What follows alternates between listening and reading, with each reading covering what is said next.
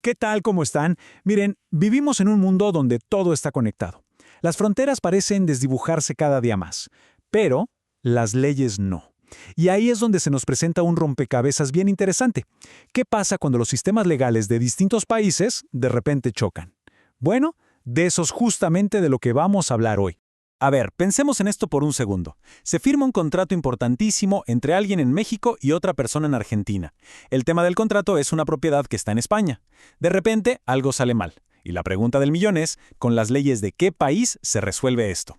Esto no es algo teórico, ¿eh? Son los dilemas del día a día en el mundo global en el que vivimos.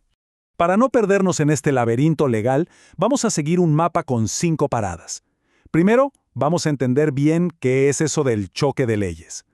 Luego, veremos cómo se hace para encontrar la ley correcta y, muy importante, cuáles son esas reglas que nadie, pero nadie, puede romper. Al final, pondremos todo en práctica con los contratos sin fronteras y cerraremos con por qué todo este sistema es tan crucial. Ok, vamos al núcleo del problema. Cuando una sola operación, ya sea un negocio o algo personal, toca a varios países, existe el riesgo de caer en una especie de limbo legal.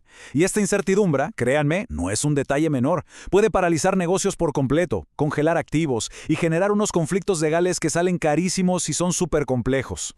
Pero, bueno, por suerte, no andamos a ciegas. El derecho internacional privado nos da una caja de herramientas, o mejor dicho, una brújula para no perdernos. El objetivo es muy claro, encontrar cuál es la ley que aplica y simplemente poner orden donde podría haber puro caos. Y aquí está la clave de todo, los factores de conexión. Pensemos que son como pistas o anclas que amarran una situación específica a las leyes de un país en particular. El sistema usa estas pistas para decidir qué ley tiene la última palabra. Y aquí es donde la cosa se pone buena. Estos factores se manifiestan de dos maneras principales. Por un lado, tenemos la ley personal. Es como si la ley fuera una mochila que llevamos con nosotros. Por ejemplo, el artículo 187 dice que los contratos de matrimonio se rigen por la ley personal de quienes se casan. Pero por otro lado, está la ley territorial. Y aquí manda el lugar. El lugar pone las reglas. El artículo 196, por ejemplo, es clarísimo. Para el alquiler de cosas, se aplica la ley de donde están esas cosas. Y con esto llegamos al tercer gran principio, uno que se basa en la libertad, la autonomía de la voluntad. Esto es fundamental. Significa que las personas que firman un contrato tienen el poder de elegir, de ponerse de acuerdo y decir, oye, para este negocio queremos que nos apliquen las leyes de este país. Es un pilar del comercio internacional. Claro, esto nos lleva a una pregunta inevitable. Si hay tanta libertad para elegir, ¿eso quiere decir que se puede pactar lo que sea? Cualquier cosa, por más extraña o injusta que parezca? Bueno, la respuesta es un no rotundo. Porque esa libertad no es absoluta para nada. Hay barreras de contención, unas reglas fundamentales que funcionan como un cortafuegos. Ponen un límite tanto a lo que las partes eligen como a la aplicación de leyes de otros países. Y este concepto tan potente se conoce como orden público internacional.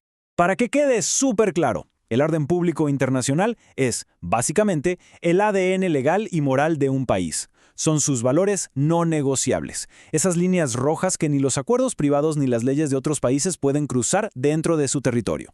Y ojo, que esto no es abstracto, es súper concreto. Por ejemplo, el artículo 197 prohíbe los contratos de trabajo para toda la vida. ¿Por qué? Porque la ley protege la dignidad de la persona. O el 214, que impide que un acreedor simplemente se quede con una garantía sin un proceso justo. O el 188, que busca proteger la estabilidad de un matrimonio, prohibiendo que se cambien las reglas sobre los bienes a mitad del camino. Son reglas que protegen a las personas y los valores de la sociedad. ¡Perfecto! Ya tenemos todas las piezas del rompecabezas. Vimos la ley personal, la ley territorial y el importantísimo orden público. Ahora viene lo bueno. Vamos a ver cómo todo esto encaja en la vida real, analizando distintos tipos de contratos.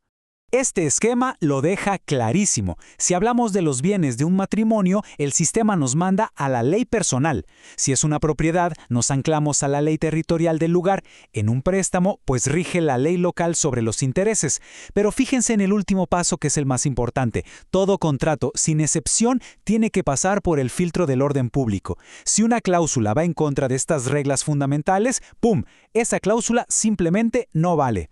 Ya con todo esto en mente llegamos a la pregunta final. Y bueno, ¿por qué importa tanto este engranaje legal? La respuesta va mucho más allá de lo técnico. Se trata de transformar lo que podría ser un caos total en las relaciones internacionales en un sistema que sea predecible, que sea ordenado y sobre todo que sea justo. Este sistema que hace malabares entre los factores de conexión, la libertad de elegir y esas reglas que son inquebrantables, no existe porque sí. Está diseñado con mucho cuidado para cumplir 3 objetivos clave en nuestro mundo globalizado. Y aquí están. Primero, dar predictibilidad, o sea que las empresas y las personas sepan a qué atenerse legalmente. Segundo, equilibrar los intereses. Por un lado, permitir la libertad de elegir y por el otro, respetar el poder de cada país de regular lo que pasa en su territorio. Y tercero, y quizás el más importante, proteger esos valores fundamentales que definen a una sociedad. Al final, es un sistema que busca ser flexible y firme al mismo tiempo. Y esto nos deja con una última reflexión. Conforme el mundo se hace más y más pequeño y nuestras vidas más globales, esa tensión entre la libertad para hacer acuerdos y la necesidad de proteger los valores de una comunidad se vuelve cada vez más crítica. La pregunta de cómo mantener ese equilibrio tan delicado ya no es solo para abogados, es una de las preguntas más importantes de nuestro tiempo.